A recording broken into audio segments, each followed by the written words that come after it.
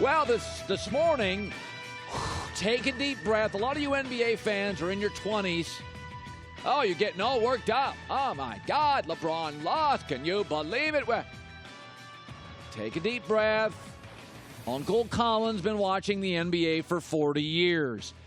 I'm here to add some perspective. So I look at the Pacers and I look at the Cavs' box score. Let's see, free throw percentage, they both shot 60%. Rebounds are even. Offensive rebounds are even. Blocks are even. Assists are even. Points in the paint are even. Personal fouls are even. Whoa. Oh, that's not even. The Pacers shot 40% from three.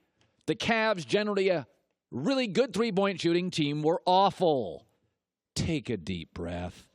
7 of the 8 games this weekend, the team with a better three-point percentage won. This is the new NBA. It used to be who wins on the glass, who's better defensively. The world's changed. Who hits threes, who doesn't. Victor Oladipo looked like Steph Curry.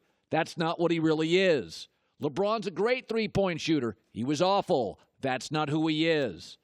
Let me give you an idea of what the NBA has become. This is not an excuse, folks. An excuse is the dog ate my homework. A reason is I got T-boned driving to school.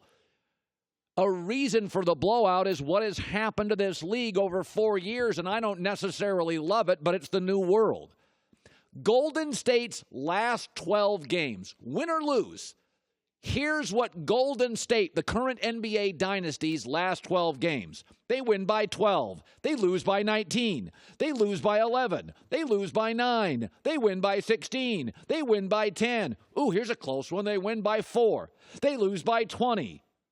They win by 17. They lose by 40. They win by 21. It's not an excuse. It is a reason, and there is a difference. Of the Cavaliers' last 10 losses, they've lost by an average of 12 points. That used to be known in NBA parlance as a blowout. Now it's just called a game. The world's changed. Remember a couple years ago when LeBron and the Cavs and Kyrie beat Golden State, and everybody was saying that's an all-time great NBA final. I remember reading multiple articles. Oh, it's one of the best finals ever. I'm like, what? Well, it wasn't the best finals in a 2-year period. Do you remember the 2016 NBA Finals?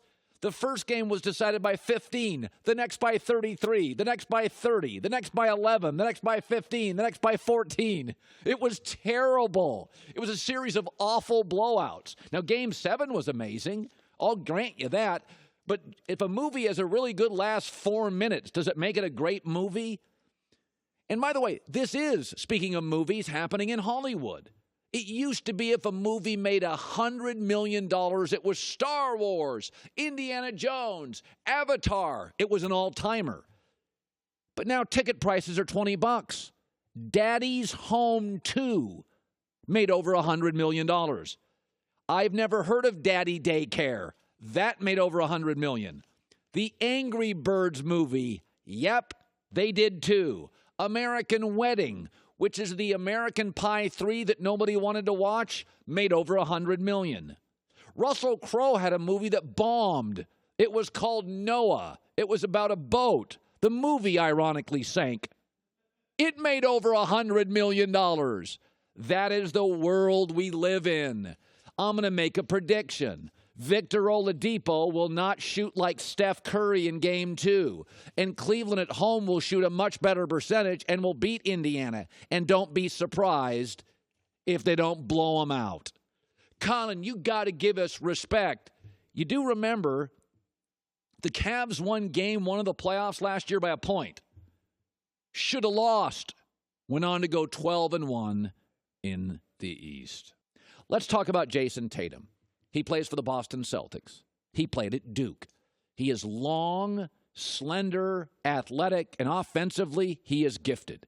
He can shoot a three. He can put a ball, as they say, on the deck and drive to the basket. He can finish at the rim. He is a tremendously agile athlete who is going to be a 24-point-a-game scorer for the next decade or more. I really, really like Jason Tatum. Let's talk about Donovan Mitchell. He plays for Utah. He's got a little Westbrook. He's dynamic. He is quick.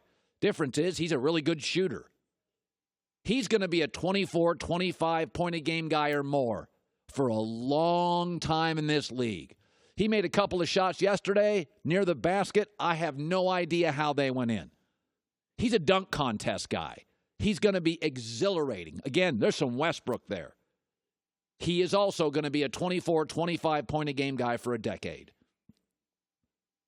But only one of them, Ben Simmons, will change the league. By the way, Dominique Wilkins in his prime averaged 30. George Gervin, 33. T-Mac had a year he averaged 32. Magic changed the game. He averaged 19 in his career. Ben Simmons is different, folks. A 6'10 point.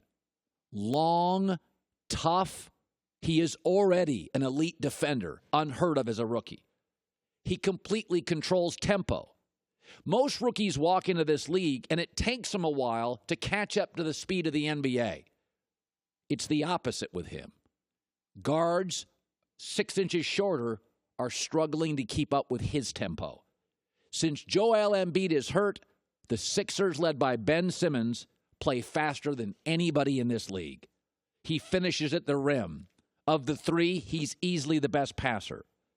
Don't get mesmerized by points.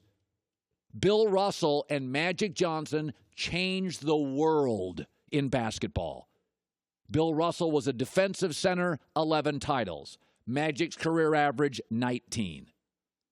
Ben Simmons will never, I imagine, in his peak, average what Donovan Mitchell does. And I doubt he'll ever be as clever scoring, especially from the perimeter, as Jason Tatum. But you're watching Magic. You are.